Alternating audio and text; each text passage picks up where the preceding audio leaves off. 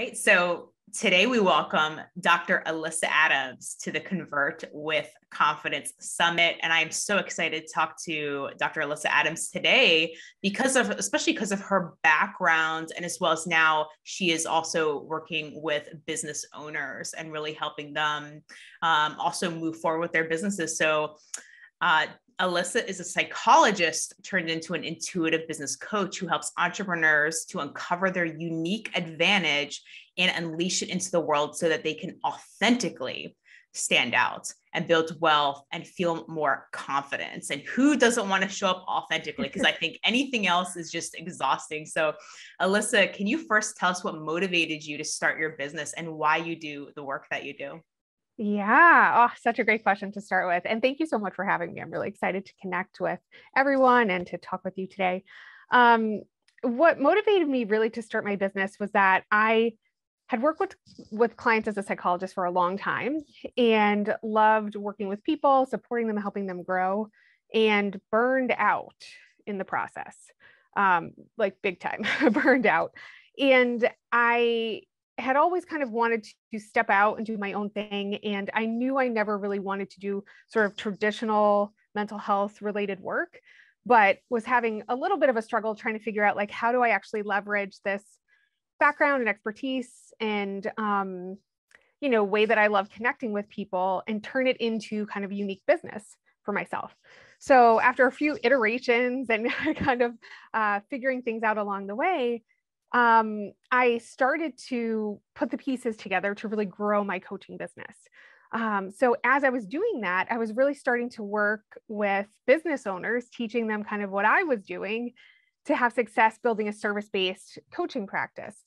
And one of the things that I really loved and connected with was helping them see their own uniqueness, right? Like, how do you take all these things in your background and weave them into your expert business and put them together so that you feel like you're a category of one in the work that you do, instead of feeling like, oh, I'm just one of many, why bother, right?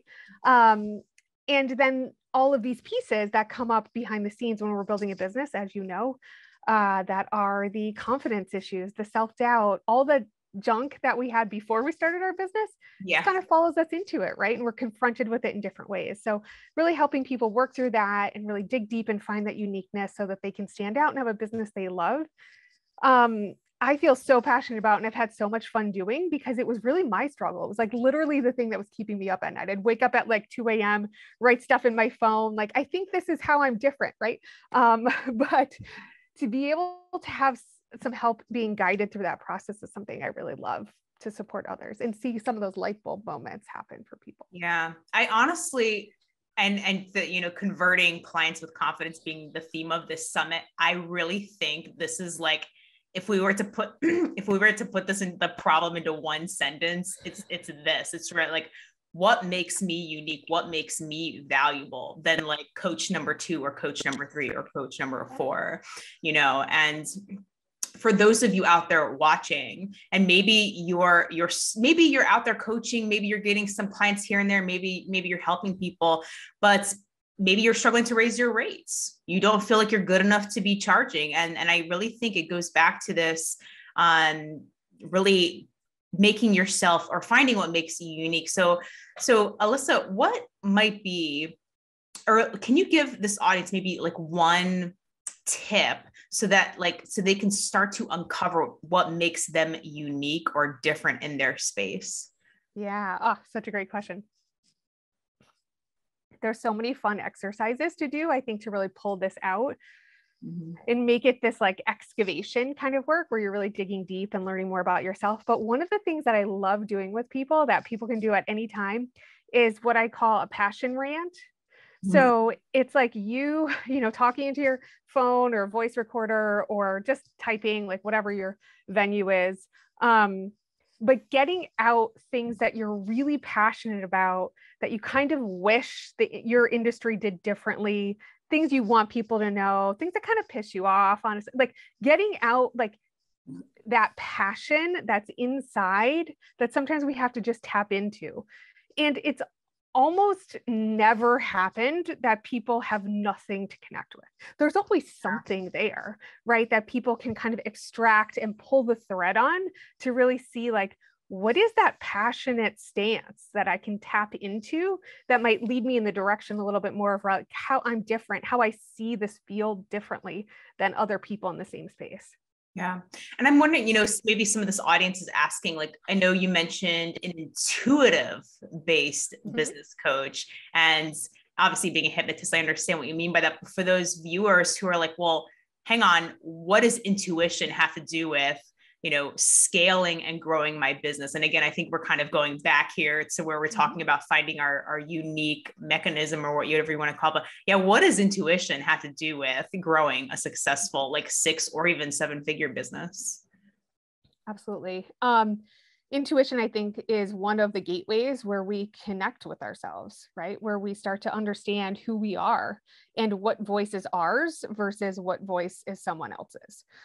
So to me, intuition was such an important part of my business journey. And I think it was something that was part of my life for a long time, but that I had really just shut down because I didn't know how to foster it, how to trust it, what to do with it. So as an intuitive business coach, what I like to share with people that I'm working with is that I will get intuitive hits, sort of, right? Like little intuitive sparks that will come in that I'll share with people as we're working together. And then we're always working to foster their intuition, their kind of discernment meter around what's right for me. And this is also, I think, part of the unique business structure, even, right? Like what works for someone else may not feel right to you at all. So tapping into what is that intuitively guided wisdom that we can help you tune into so that you're making choices that are really right for you in your business and not just the shiny strategy you saw like on Instagram or something that as business owners, it's so easy to get pulled into. But one of the biggest tasks, I think, is to develop that relationship with your intuition and trust yourself to make choices that will help you stay on your path, not the path that someone else has, but your unique path, really. I think this is also important, right? When it comes to knowing what to charge.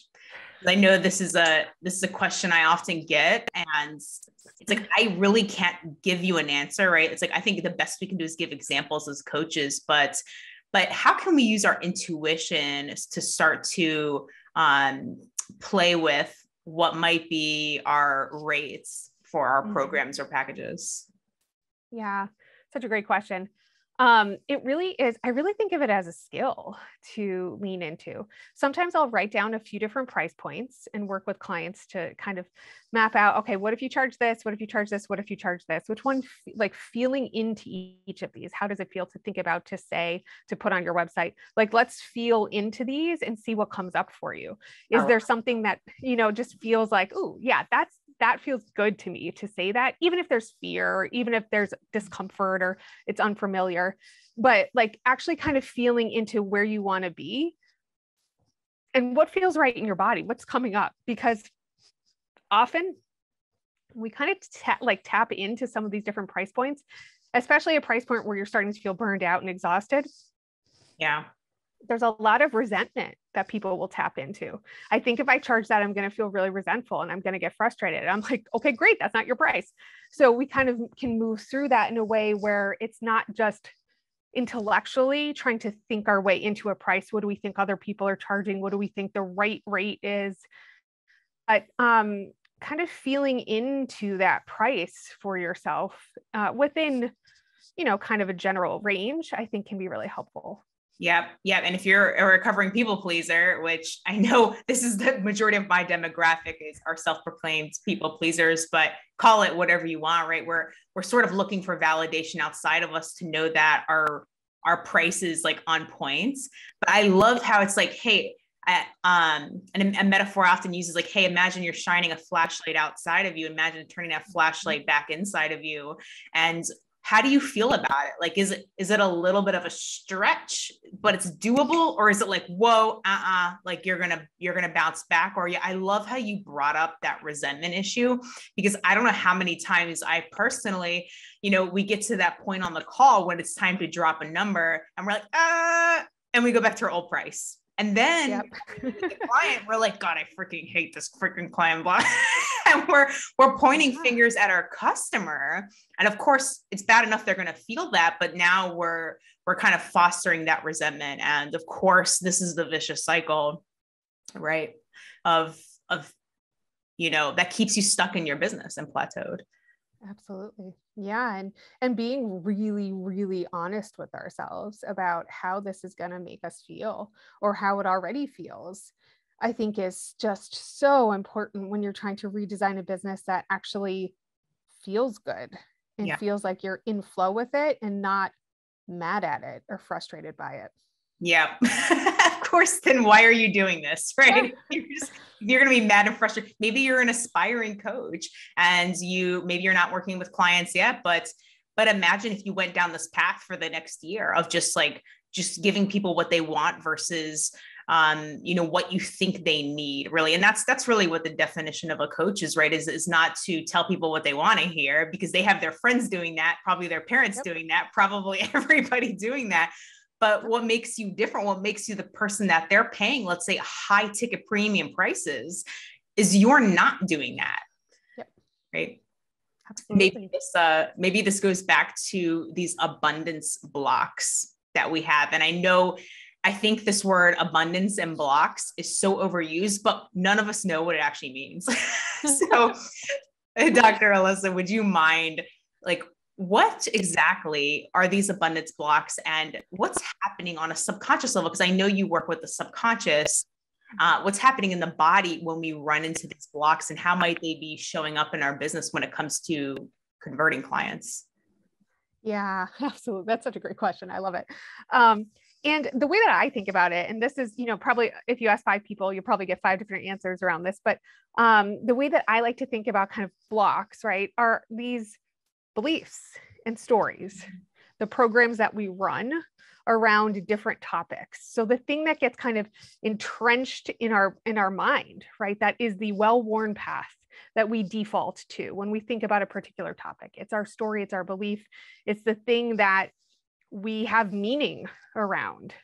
So if that is something like, well, I'm not worth charging this particular price, or I feel different than other people in some way, or it can't happen for me, it's not available to me, it doesn't matter what I do, right? These things that sort of sit, at least that I see it, not only in our mind, but in our inner energetic field, right? They kind of sit there like a potent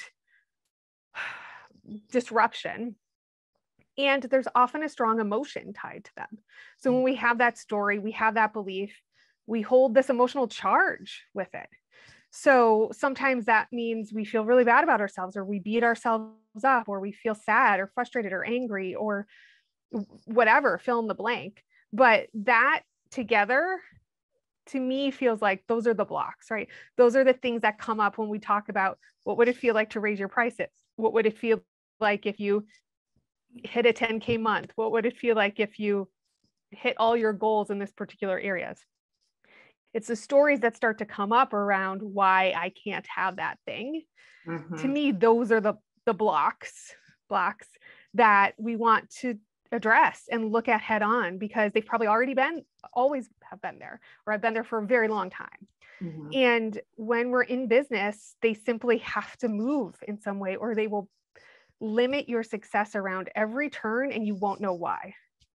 Yeah. When you say move, I think probably some people are asking, well, how do I do that? How do I start to move this out? And without going into too long of a description, because we know there's a billion ways to do this, but it really comes down to just a few core principles. How can we start to, what does that look like if we're moving out or we're moving away from these triggers or blocks? And then what are the consequences of not doing this? Yeah, I mean, you're right. I think there's so many different modalities that can help create movement and unstick us in these different ways.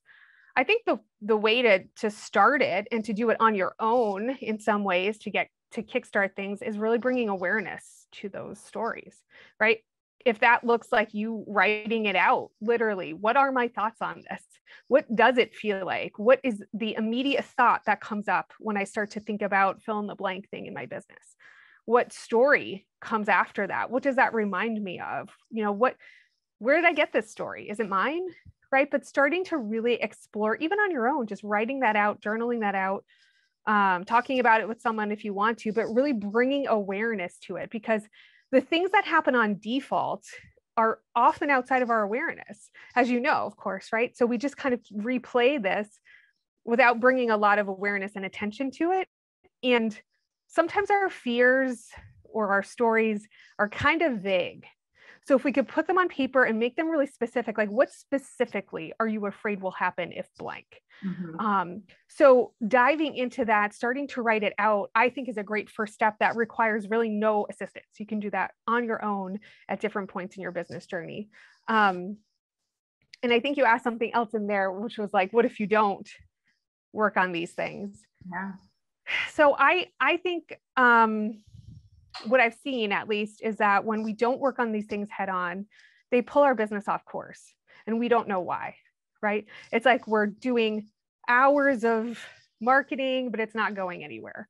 Or we're doing a lot of sales calls and they're not converting. Or we are feeling a lot of frustration. We're spinning our wheels. We're trying a lot of different things and not seeing a lot of traction. And there could be a lot of reasons for that, but one of them often is that some of these things are shifting you off course, where if there's a core belief there that this can't happen for you, it's going to be really hard to make it happen, right? Because you're going to make choices based on that belief without even realizing it. Yeah. And I love how you pointed out writing. Yeah. And I can go off on a rant about how important it is to write.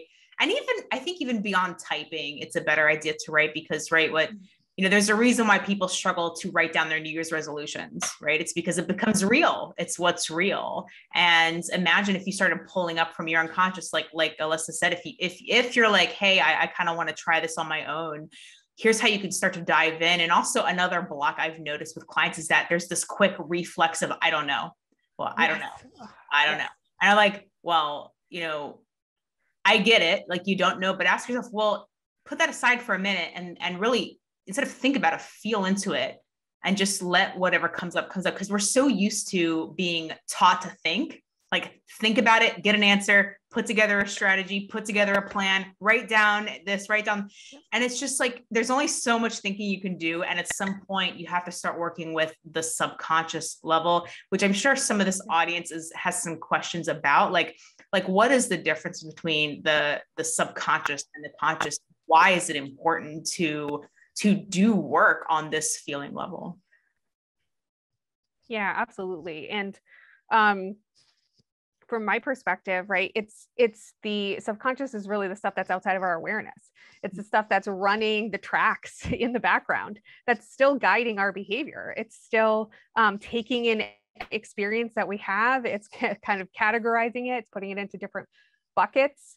And it's sometimes driving the bus for us. So if we don't really bring that into our conscious awareness, then the subconscious just keeps going as is, based on maybe these outdated or unhealthy programs or belief systems that we don't want to operate under anymore. So I think sometimes these types of questions can pull things and bring them into the conscious awareness. Hypnosis is a great way to do that. There's lots of different modalities to really just help you bring awareness to something that may be a pattern you're not noticing, or it's not part of your awareness. Sometimes even just having someone else point it out to you.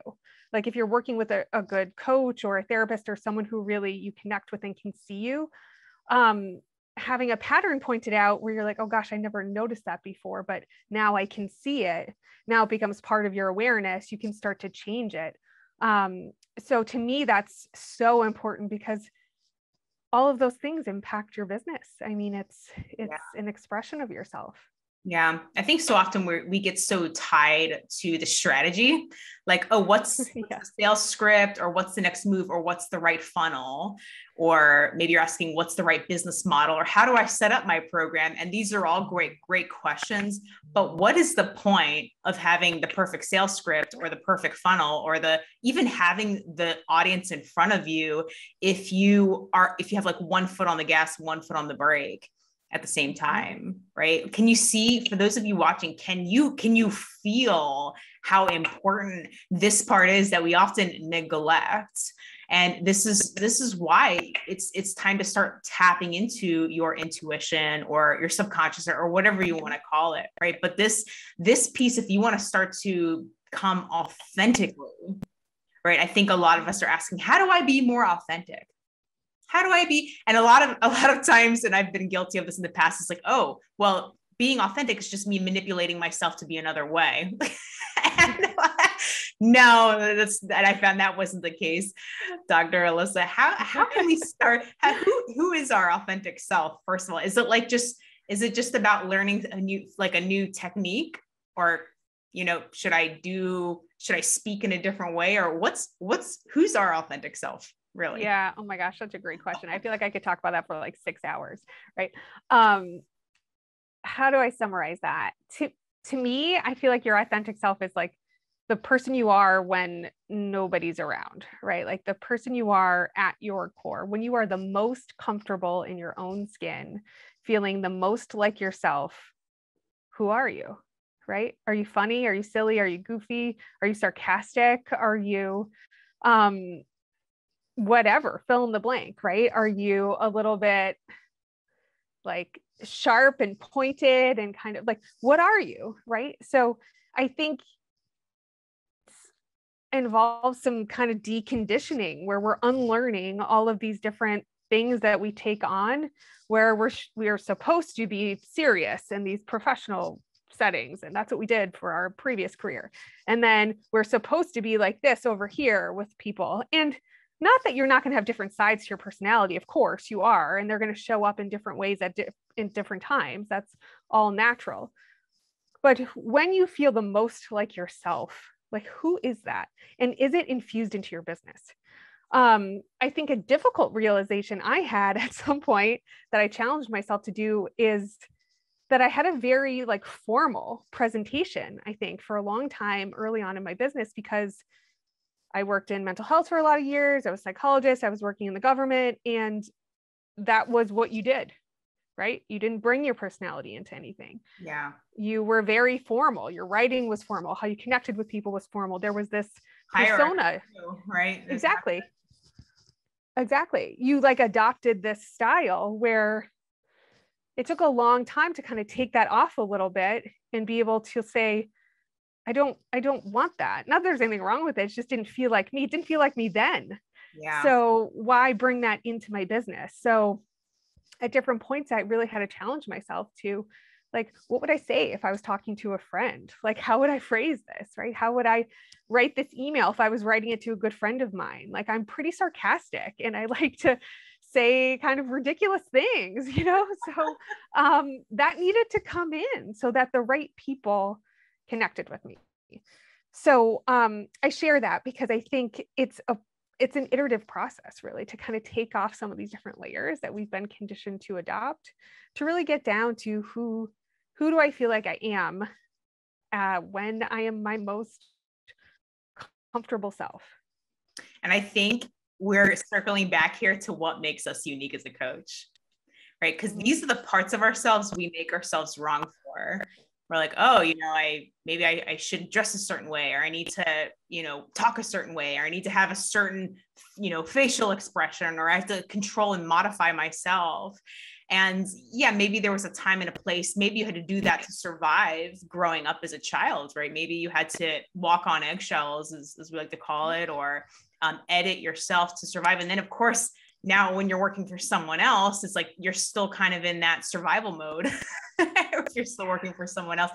And I love how you brought up that story, Alyssa, because when you were talking about, how you weren't able to be yourself with the government, I was like, yeah, maybe that's why I got let go, because I started being myself. Like I started challenging my boss, and my supervisor would tell me, well, can you do it like this? Can you set up your email? I'd be like, no. Just no, I'm not. Here's what I started telling them what the timeline was going to be instead of That's when you're like, maybe I leap out into entrepreneurship. Like maybe this is the thing that's calling me. Yeah, totally. Yeah, if you're here right now and you've already left your job or you're at that brink, like congratulations, you're unemployable now. So Yeah. first of all, give yourself a pat on the back for starting to bring out those inner qualities that you've been pushing beneath the surface to try and keep a job or to try to keep people happy. And, or maybe right now you're trying to keep clients happy. Yep. And where is that getting you? Trying to please people, trying to keep people happy and undermining yourself. And I know we don't have a whole lot of time left here, Alyssa, but just really quick, when we, I know, I'm sure a lot of us here, one of our biggest struggles are the money blocks. And, just curious, like where do these money blocks come from? Do we kind of develop these ourselves? Is this a decision we make? Like where do these come from, and what maybe like 3 different ways these money blocks are showing up and hindering our business? Yeah. Yep. Great question. So sometimes they can come really from early childhood experiences, right? Like the foundation gets laid down pretty early sometimes for our core beliefs. So what we're hearing from our family, grandparents, parents, other caregivers when we're young can really impact how we see money or how much potential we have for income. Their beliefs about people who have more money or who don't have money, like they can all get really kind of integrated into ourselves. And then we take on those voices as part of our belief system. So that's one place for sure. I think other places are our academic training often. I work with a lot of service-based providers, therapists, coaches who've gone through graduate school or training in different healing modalities, helping modalities. And sometimes it's part of our training to talk about money or how much we charge, and not in the way that you do in the sort of coaching entrepreneurial space, but more around like kind of how low can you go in a way around your pricing. Blend in with other coaches, right? Or yeah. yourself to other coaches. Yeah. Like what are other therapists doing in this area? Or, thinking about insurance reimbursement, and like the conversation is very different. And there is often a strong message, at least in my experience, probably not everywhere, but so many of the service providers I've worked with, there's a strong message often in their training that like you're not supposed to have money. You're not supposed to build wealth in this profession. It's not available to you. So you picked wrong if you wanted that. And I think it really sinks in for people. So I think it can come from all of these different places, and we adopt them throughout our lives. And then when we step into business ownership, you all of a sudden have all this autonomy and freedom over what you want to charge, how you want to make your money, your business model, your structure of payment, all these, your offers, everything.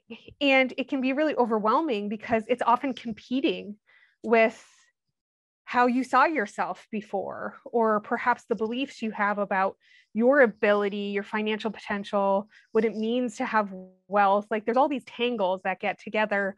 Even spiritual people, they're not supposed to have money. Like says who? Yeah, based on what? Right? Like, why is that?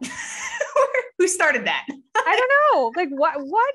So there's all these different tangles, I think, that people can get into and just adopt without even realizing it. Mm-hmm. Yeah.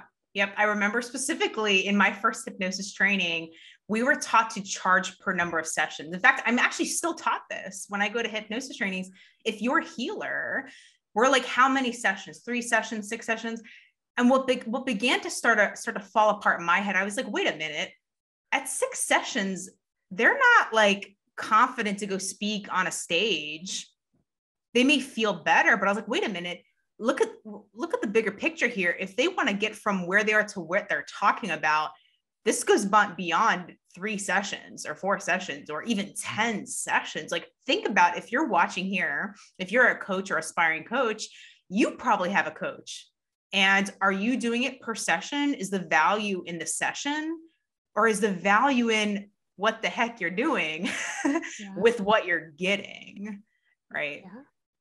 Yeah. Absolutely. And, are we supporting people, often built into offers, or we're supporting people through Voxer or email, or, you're writing a script or something for like there's all these outside of the session things that we're often doing to help people launch themselves into the next phase of their success. So it's a difficult space, I think, to be in, where we start to get ourselves locked in this hourly rate. Like, what is my time worth for this hour? And it's a difficult question to answer, because if you're bringing a whole lot of expertise into that time, but you're charging what you think the person across the street is, now we have an energetic mismatch, and that's not going to set you up for feeling very good about your business. Yeah. You may even get these calls. I remember I had this last week. I had someone call and compare me to another coach. She said she expected it to be 200 per session. And I was like, well, hang on a second. Like, I don't charge per session because of, I'm not just a hypnotist. And if that's what, they were looking for, by all means, go find just a hypnotist. So really, like this, again, we're circling back to this first principle here, really your unique value. Like, if you're like, how can I start to add value? If it's not just about increasing your rates, maybe it is, maybe you are severely underselling yourself. So maybe it is just a matter of, jacking up your prices some, but at some point you're going to hit a wall where it's like, now there's, again, that energetic, like, uncomfortable. What is missing so that I can feel to become that high ticket coach? That's what we're all here to really learn, is to attract premium paying clients, not clients who want, a 200 for a session, or, $50 a session or whatever like that. Right. If we want to attract higher, right. Yeah. Yeah, absolutely. And what feels comfortable when you first open the doors to your business may not feel comfortable a year in or 2 years in, and letting it evolve as you and your whole business evolves. Yep. Hey, if your business expenses are going up, you need to go up. Like, that's what I learned. I was like, I'm giving more, I have more, and I'm charging the same. And that's when my profit margin began to really get tight. And I had to flip that around. So think about, you get to take care of yourself and, work through this guilt and shame. And if this is something that you're interested in doing, you want to take your foot off the gas here and really propel yourself forward. I know Dr. Alyssa has a free gift to get you started on that journey. So, Dr. Alyssa, would you mind telling us about the Expert Business Archetype Quiz? What is this going to help us uncover? Yeah. So this is going to start the journey of uncovering what makes you unique and sets you apart from others. So working with so many service-based entrepreneurs, I started to see these kind of archetypes, these themes, categories, emerge from the different groups who have different gifts and strengths. They have different flavors to their expertise. They have different shadows that they're working with, and different ways that they preferred creating offers, marketing, connecting with others.